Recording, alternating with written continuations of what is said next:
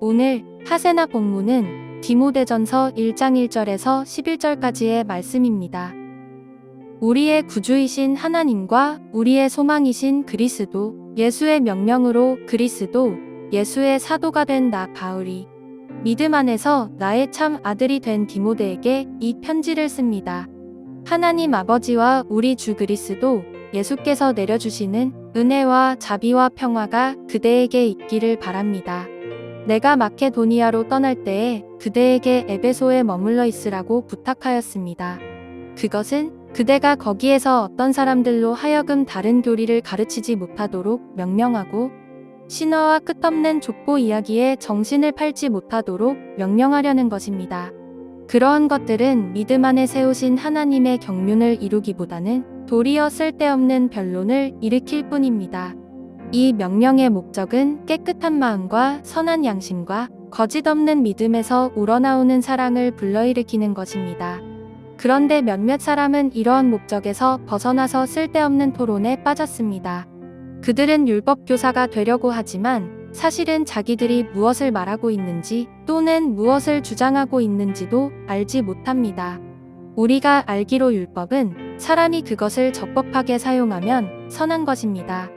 율법이 제정된 것은 의로운 사람 때문이 아니라 법을 어기는 자와 순종하지 않는 자와 경건하지 않은 자와 죄인과 거룩하지 않은 자와 속된 자와 아비를 살해하는 자와 어미를 살해하는 자와 살인자와 간음하는 자와 남색하는 자와 사람을 유괴하는 자와 거짓말하는 자와 거짓 맹세를 하는 자와 그 밖에도 무엇이든지 건전한 교훈에 배치되는 일 때문임을 우리는 압니다.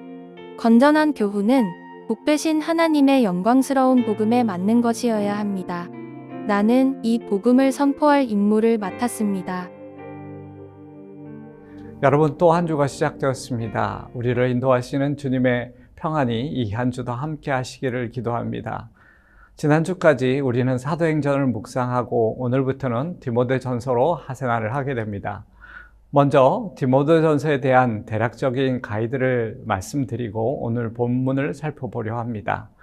디모데전서는 디모데후서와 디도서와 함께 목회 서신으로 분류되는 서신입니다.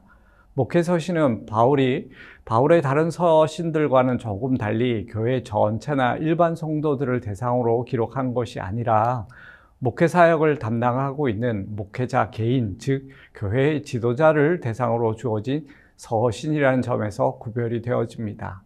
그리고 이 목회 서신은 시간적 배경에 있어서도 바울의 다른 서신과의 차이가 좀 있습니다.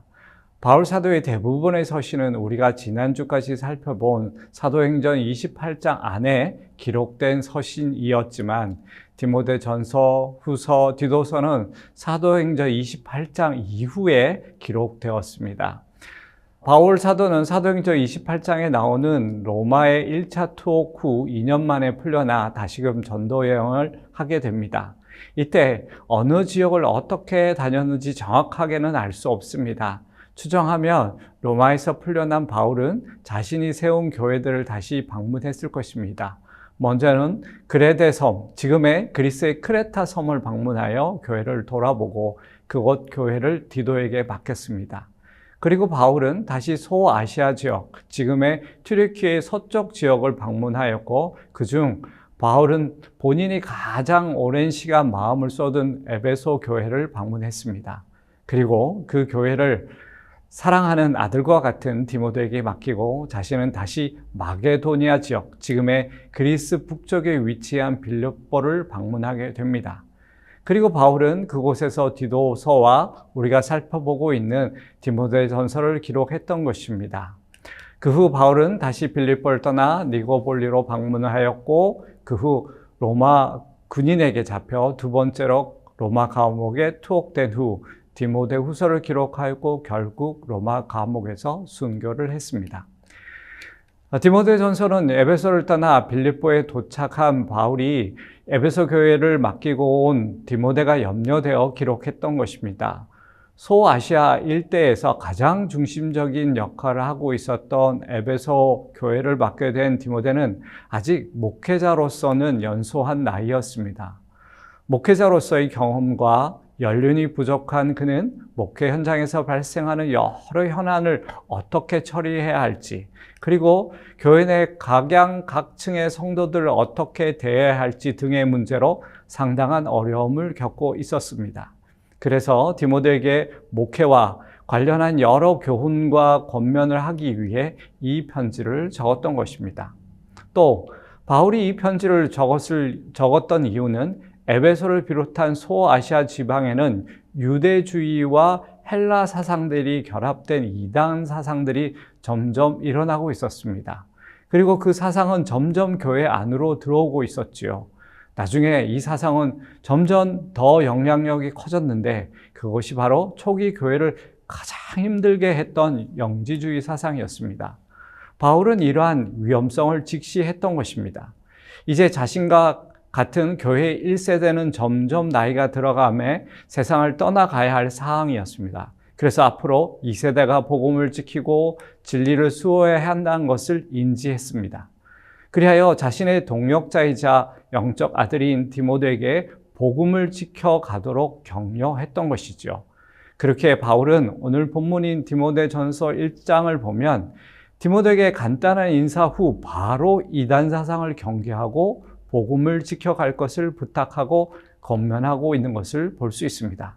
가장 시급한 일이었기 때문이었습니다. 사실 바울도 초기에는 예수님이 곧 재림하실 것으로 믿었습니다. 하지만 그도 시간이 지나감에 따라 예수님이 속히 오시지 않을 것임을 깨닫게 되었습니다. 그래서 바울은 복음을 지켜가고 진리를 수호하기 위해 또 그 복음을 후대에게 전하기 위해서는 그 역할을 감당해야 할 교회가 든든히 세워져야 한다는 것을 깨달았던 것입니다. 그래서 바울은 디모데를 에베소에 머물게 했으며 교회를 다른 교리로부터 또 신화와 끝없는 족보 이야기에 성도들이 정신을 팔리지 못하도록 가르치라고 부탁하고 명령했던 것이죠. 당시 교회 안에는 거짓 교사들이 침투하여 성도들에게 잘못된 교훈이나 교리를 가르치고 있었습니다. 더욱이 디모데가 조금은 젊은 나이였기에 대놓고 무시하기도 했습니다. 또한 에베소가 있었던 소아시아 지역은 그리스 신화의 중심에 위치한 그런 도시였습니다. 그리스 신들과 신화는 그 당시 사람들의 생활과 문화와 즉 삶의 밑바닥까지 영향을 미치고 있었지요. 그리고 거짓 교사들은 유대주의 영향을 받아 자신들의 위상을 높이기 위해 거짓 족보로 과거의 유명한 조상들에게까지 연결시키기까지 했습니다. 여러분, 과거나 현재나 어둠의 세력은 교회를 무너뜨리기 위해 교회 안과 밖에서 침투하여 성도들을 속여 복음과 진리에서 또 믿음에서 멀어지게 하고 떨어지게 하려고 합니다. 그것을 이미 오래전부터 예측하고 알고 있었던 바울은 가장 먼저 그 교회를 책임지고 목회하고 있었던 디모데가 복음 안에서 더욱 든든히 서 있어야 함을 권면하고 부탁했던 것이죠. 하지만 복음을 지키고 진리 안에 거하는 일은 단지 목회자만이 해야 할 일은 아닙니다.